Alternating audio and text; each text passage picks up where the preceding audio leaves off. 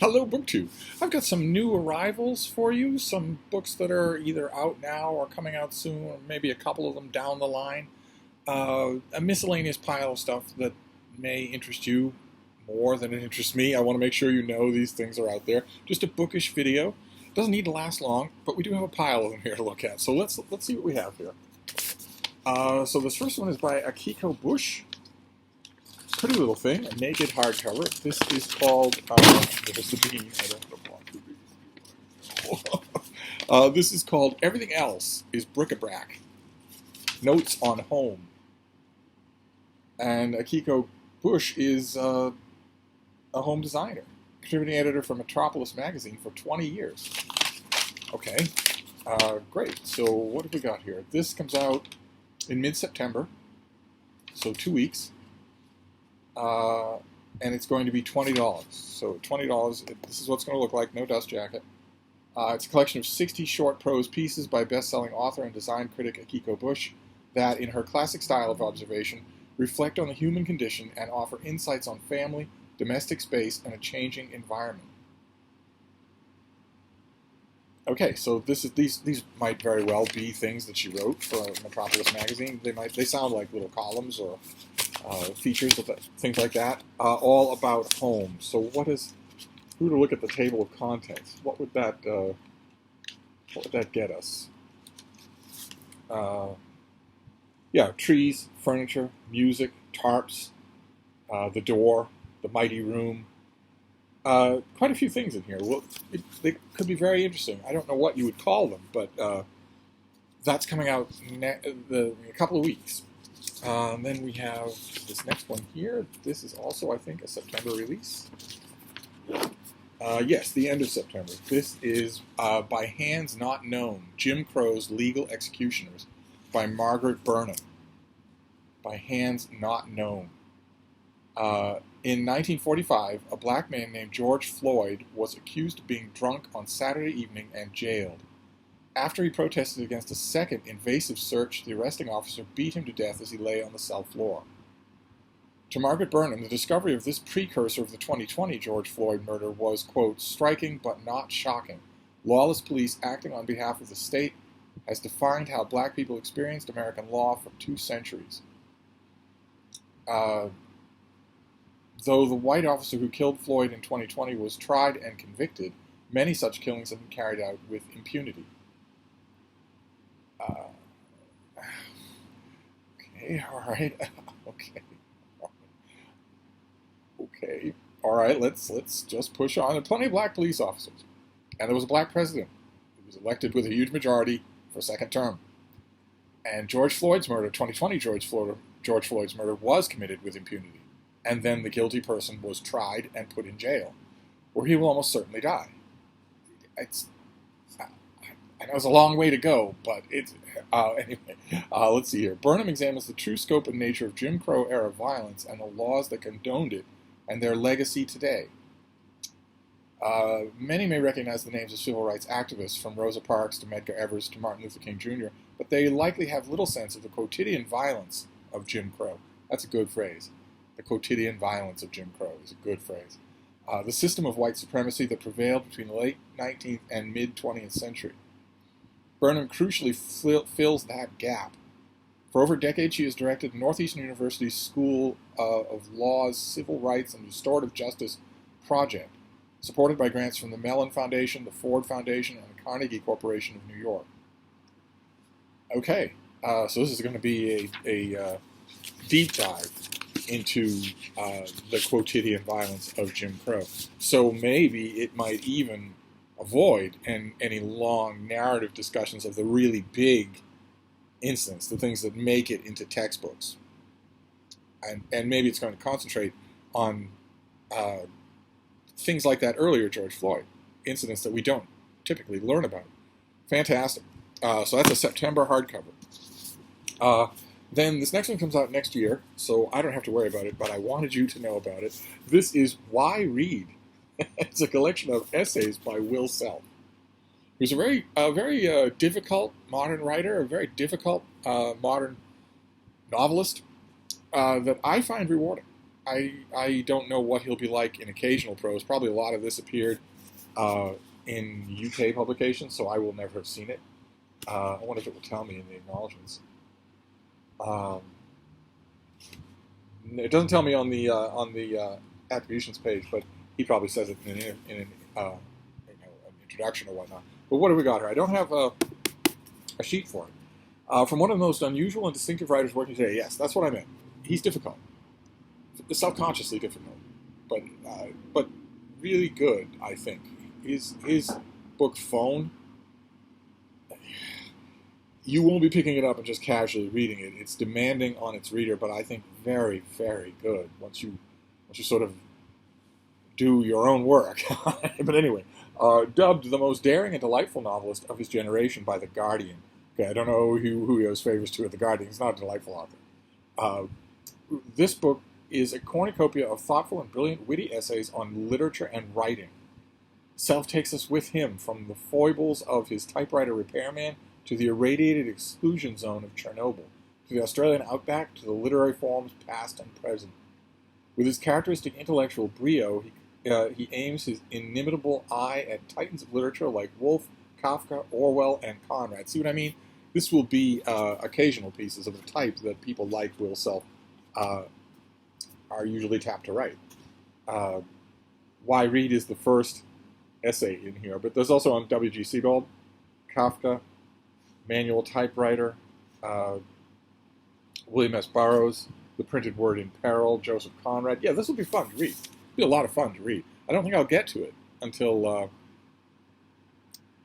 this year. I don't think I will. I usually don't. Those of you who are new to the channel, I'm a professional book critic. But on top of that, I also set as my sort of remit, my bailiwick for what I read. I maintain that we all set bailiwicks like that. Even the people who say I'm a mood reader who reads anything, I think you still do. I set my bailiwick at new releases in the American book market in the 15 or 16 genres that interest me. I don't go outside that to read stuff just because it's new. It sort of has to, so to speak, cross my desk, and it has to interest me. But my interests are fairly broad. And I read in that year. I read to cover that year. I like to maintain the illusion. It's completely an illusion. It's not true. But I like to maintain the illusion that I'm keeping my nose above the level of the onrushing tide of books, of new books that are coming out, that I'm reading a representative sample of them. Now, I know perfectly well that one human being could not read even all of the new science fiction novels that come out every month, every year, let alone everything else. But I try my hardest, and my only sop of consolation is that I come closer than anyone else. I come closer, certainly, than anyone else in the critical world. And I very seldom venture into the next year. That almost never happens. I did two. I've ventured into the new year twice so far this year. I don't know how many of you remember. I got a gigantic new book called The Soviet World.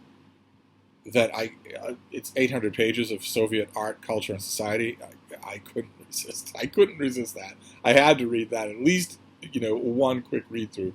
And also, I don't know how many, again, have been paying close attention, but there's a new translation coming out of Hermann Hesse's book, Steppenwolf. And I carried that little white mass market paperback around with me forever. I read that until it fell apart. I read multiple copies until it fell apart. All those Hermann Hesse mass market paperbacks of Damien and Siddhartha and Magister Ludi. And there's a new translation of Steppenwolf coming out next year, and I read that too. But that's it. That's usually not. So this, I'm very interested. Maybe I'll read the first thing, Why Read? But I don't think I'll read the whole thing before next year. Then, well, okay, we never know what we're going to get on this channel, so we will just forge ahead. This is an Archie comic. This is Big Ethel Energy. Is the name of it, and the sub title is Not All of Us Peak in High School. This is a collection of Archie comics. Big Ethel Energy. So what have we got here? This is also due in mid-September. I have to say, on behalf of, who does this? Webtoon? Well, it's Archie Comics. And it's distributed by Penguin Random House. And I have to say, a lot of these little collected volumes have been quite entertaining, quite good. So I'm not, oh God, I don't want to block the beam.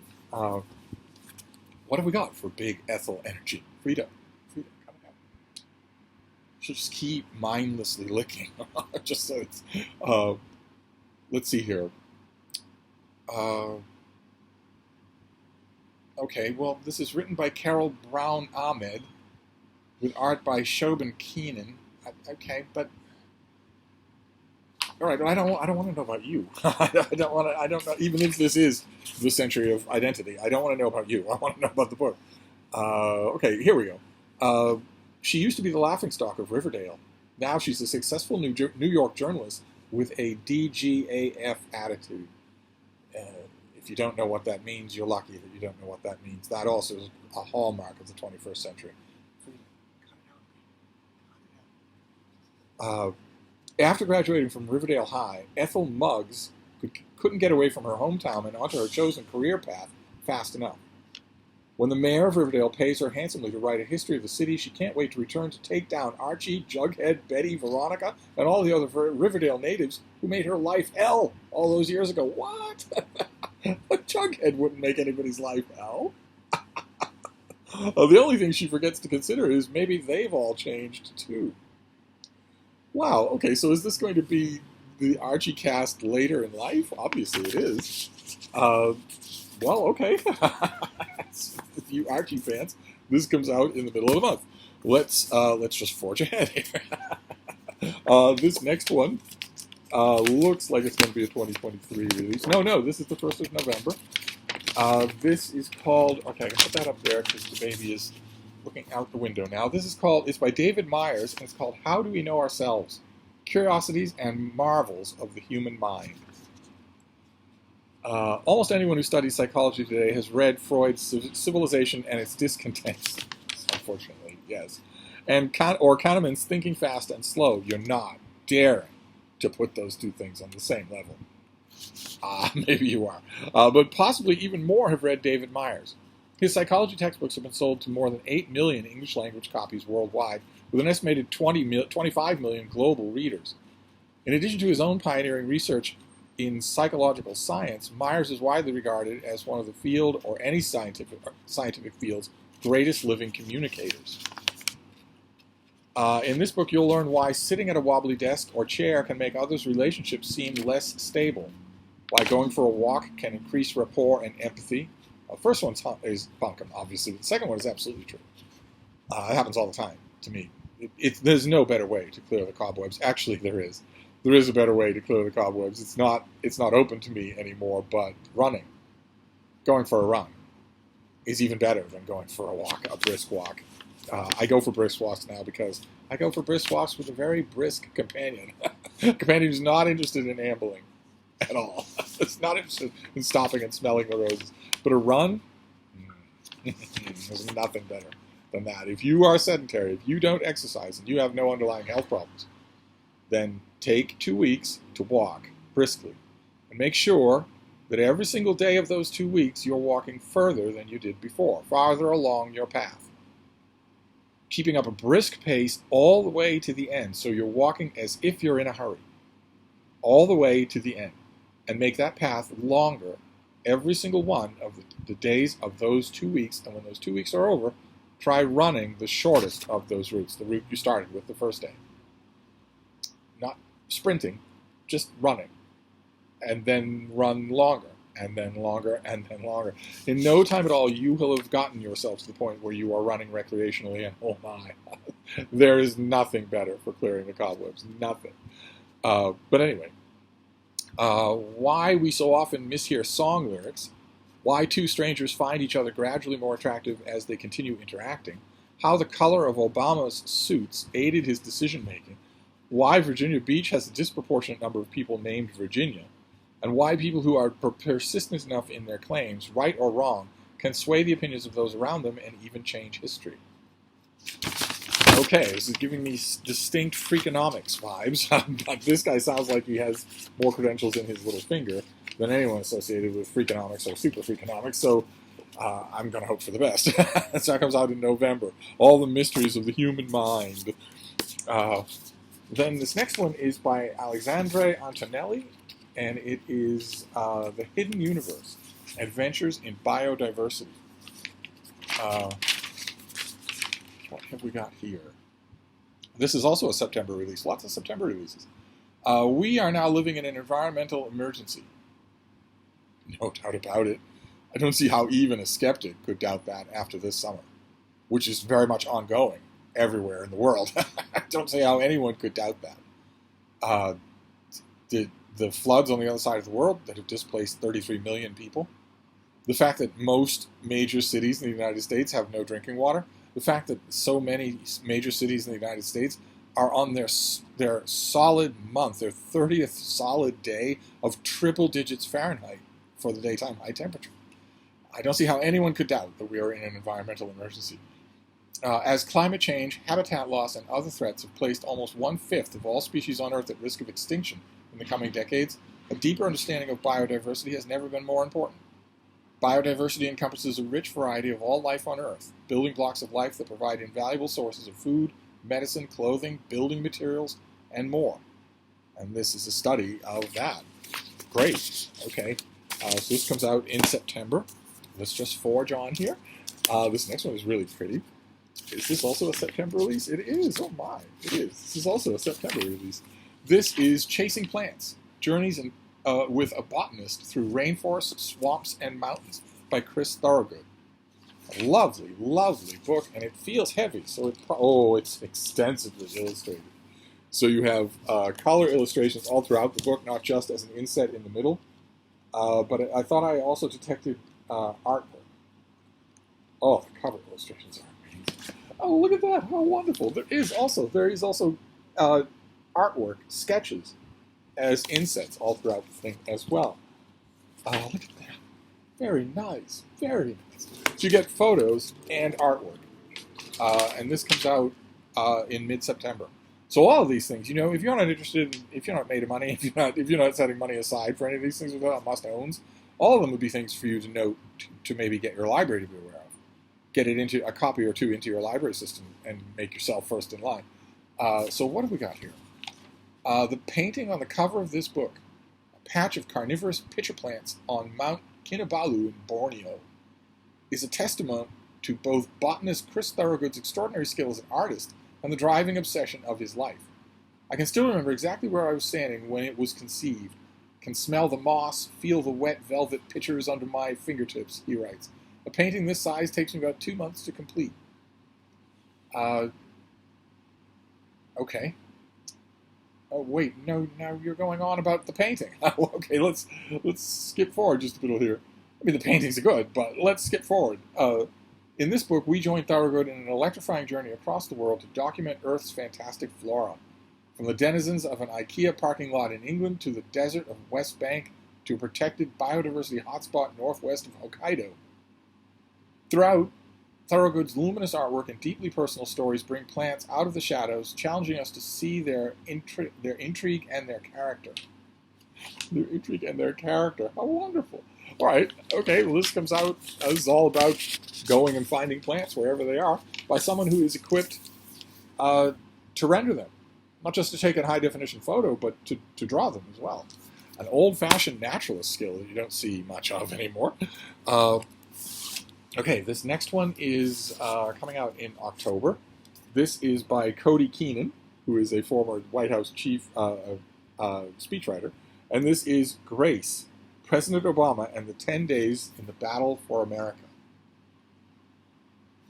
So this is an advanced copy, has no folderol at all. Let's see what we have here. A white supremacist shooting and an astonishing act of forgiveness. A national reckoning with race and the Confederate flag.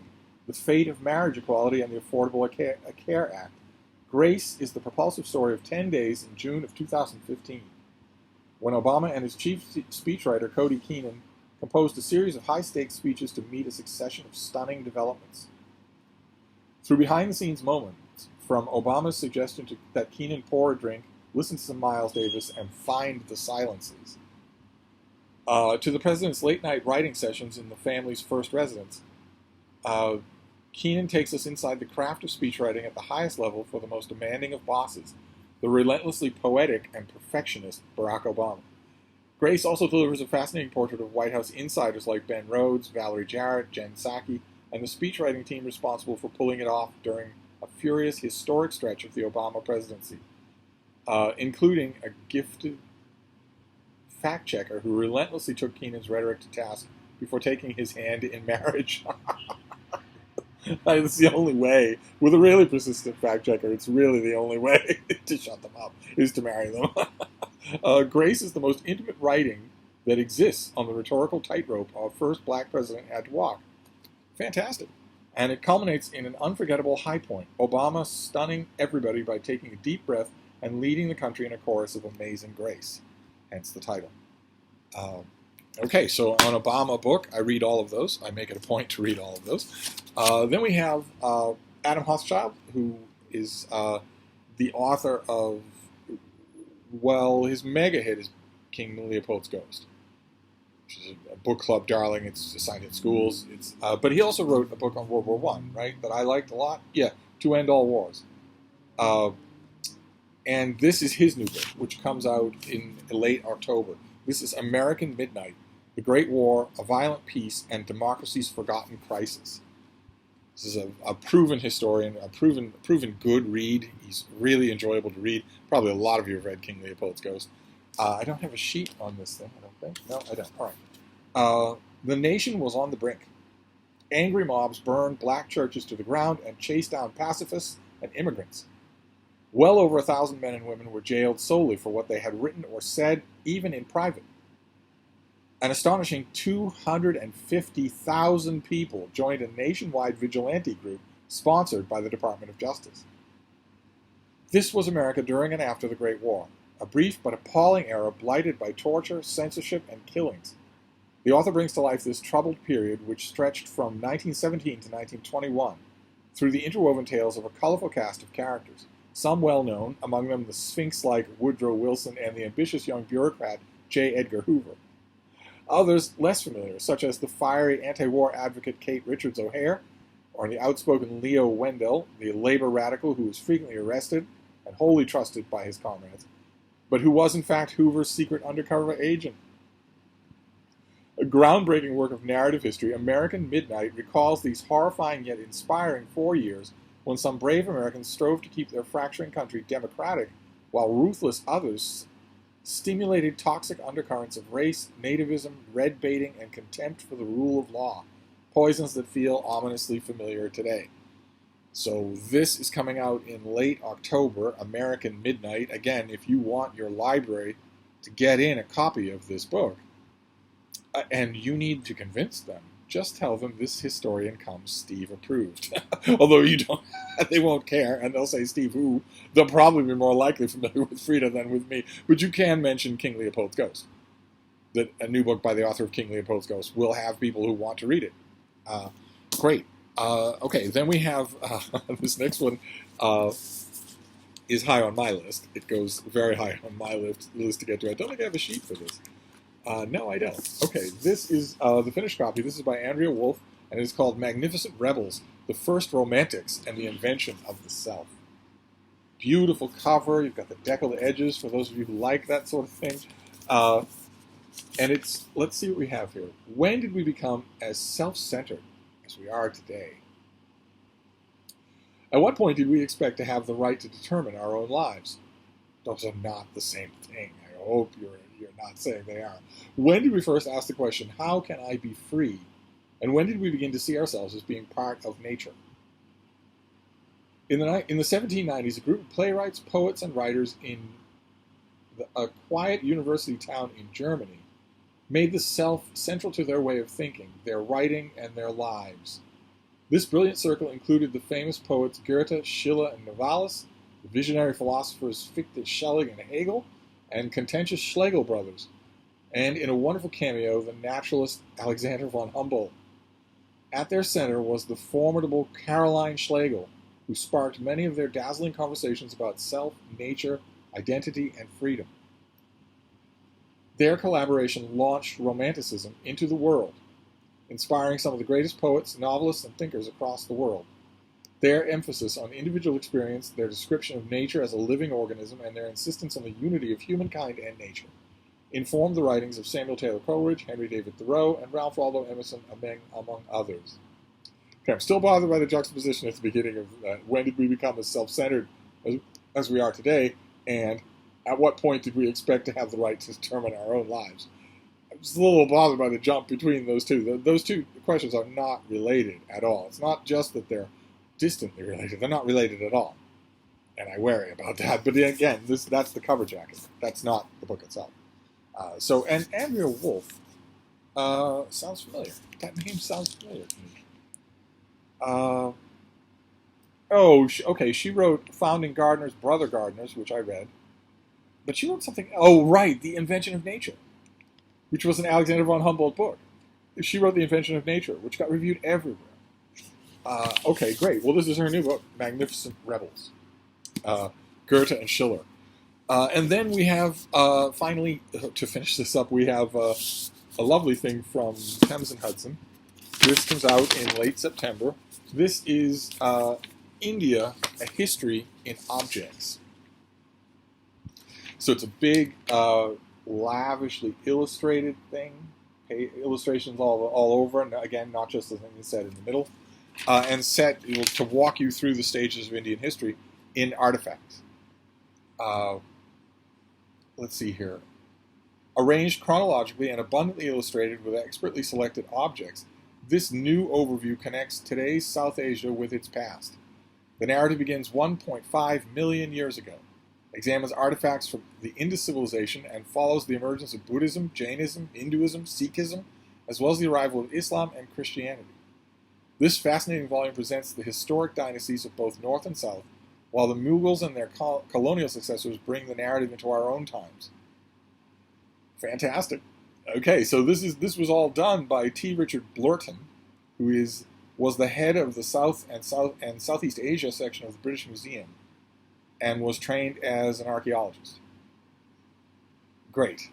So that is fantastic. This is a more expensive thing. This will be $40. It comes out at the end of September. I used to live in India, so this will be of enormous interest to me. And besides, these things like this, put together like this, are so lovely. It's just so. I mean, $40 is no small chunk of change, but they are so nice that they're often worth the money. So there you go. That is a barrage of new arrivals, of new things that are either coming out or out already. Mostly it seemed like September. So this month, we have India, History and Objects. We have Magnificent Rebels, about Romanticism's German origins. We have American Midnight, by the author of King Leopold's Ghost. We have Grace, about one particularly crisis-fraught 10-day period in the Obama administration. We have Chasing Plants, in which a very talented artist goes and finds plants all over the world and figures them out. The Hidden Universe, about biodiversity. How Do We Know Ourselves? The Mysteries of the Human Mind. Big Ethel Energy, about those Riverdale punks all grown up. We'll see what they're like. Why Read, by Will Self, coming out next year. By Hands Unknown, by Hands Not Known, yes, which is a look at everyday Jim Crow and its abuses, its horrors, and Everything Else is Bric-a-Brac, a series of short pieces by a home decor expert, by short meditations, it sounds like, on different things that come to her mind. So lots and lots of interesting, lots of variety. We'll see if any of these things interest you more than they interest me. Now you know they're out there. Now you know they're coming, and you have a little bit more knowledge about them, a little bit of walkthrough of them. So that's a new arrivals for the first day of September. I'll wrap this up for now, but I'll see you soon. Thank you, BookTube.